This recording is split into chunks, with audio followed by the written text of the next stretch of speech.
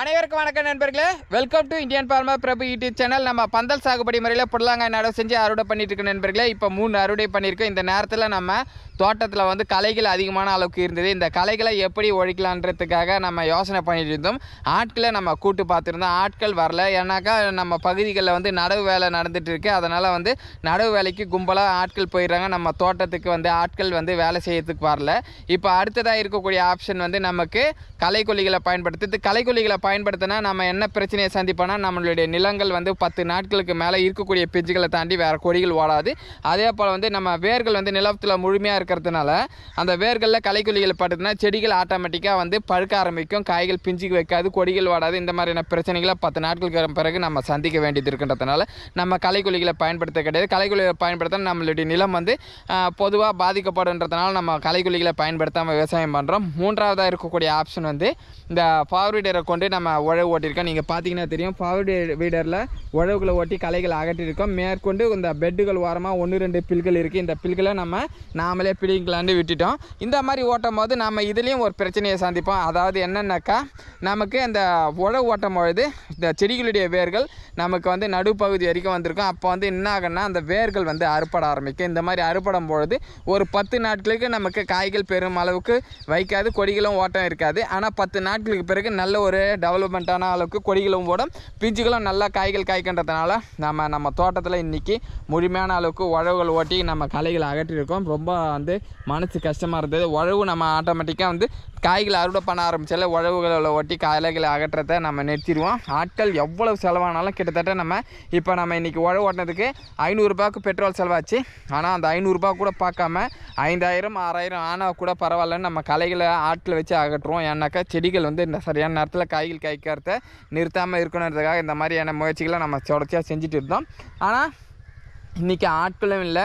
நமக்கு என்ன ஆப்ஷன்னாக்கா, இந்த ஃபேவரேட்டரை கொண்டு நம்ம களைகளை அகற்றுறது மட்டும்தான் ஒரே ஆப்ஷன்றதுனால இன்றைக்கி ஃபேவரேட்டரை கொண்டு நம்ம இன்றைக்கி காலையிலேருந்து களைகளை அகற்றி முடிச்சிருக்கோம். இன்னும் கொஞ்சம் 2வது சால் ஓட்டிட்டோம்னா இருக்கக்கூடிய 1-2 களைகளும் நமக்கு முழுமையாக அகற்றின்றதுனால நம்ம வேலை செஞ்சிட்ருக்கின்றது தான் உண்மையாச நண்பர்களே. விவசாயத்தில் நம்ம சில நேரங்களில் பணம் செலவானாலும் பரவாயில்லன்றதான் இன்றைக்கி விவசாயம் செய்கிறோம். ஆனால் அதை தாண்டி இன்றைக்கி பணம் வந்து ஆட்களை வச்சு களைகளை அகற்றினாக்கா நமக்கு அதிகப்படியான செலவுகள் ஆனாலும் நான் ஆட்களை வச்சு களைகளை அகற்றுறேன். விவசாயத்தை நம்ம ஒரு செழிப்பான அளவுக்கு எடுத்துகிட்டு போனதுக்கு என்னென்ன தேவையோ அதை சரியான நேரத்தில் நம்ம செஞ்சுட்டு தான் இருக்கோம். இருந்தும் விவசாயம் எங்களுக்கு கொடுக்கக்கூடியது தோல்விகளை மட்டுன்றது தான் உண்மையாக அர்த்தம். அதுக்கு முக்கியமானது ஒரு அடிப்படை விலை நிர்ணயம் இன்றைக்கி வரைக்கும் விவசாய விளைபொருட்களுக்கு இல்லாமல் இருப்பதே முக்கிய காரணன்றது தான் உண்மையாகும். இந்த மாதிரி நம்ம இப்போ களைகளை அகற்றிட்டோம். இந்த மாதிரி அகற்றின களைகளை திரும்ப முளைக்காது. ஏன்னா நீங்கள் பார்த்துருப்பீங்க, செடிகள் வந்து பந்தல் முழுமைக்கும் ஓட ஆரம்பிச்சிருச்சு. இனிமேல்ட்டு வந்து நிழல் வந்து சுத்தமான அளவுக்கு அடர்த்தி ஆரம்பிக்கும். நம்ம தண்ணீர் பாய்ச்சினா கூட 1-2 பில்கள் முளைக்கும்.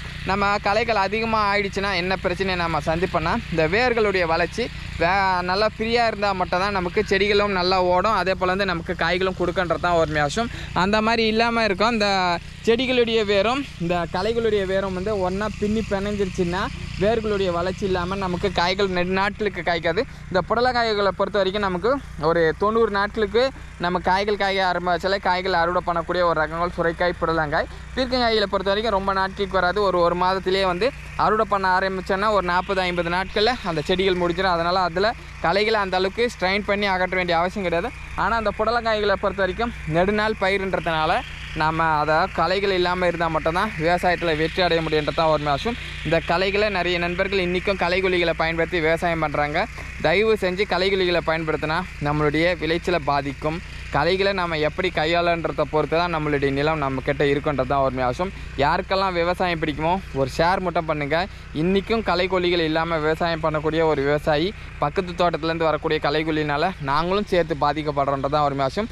களைக்கொல்லி நம்மளுடைய விவசாயத்தை அழிக்கக்கூடிய ஒரு ஆயுதமாக தான் நான் இன்றைக்கும் பார்க்குறேன். தயவு செஞ்சு களைக்கொல்லிகளை பயன்படுத்தாமல் விவசாயத்தை செய்வோம்.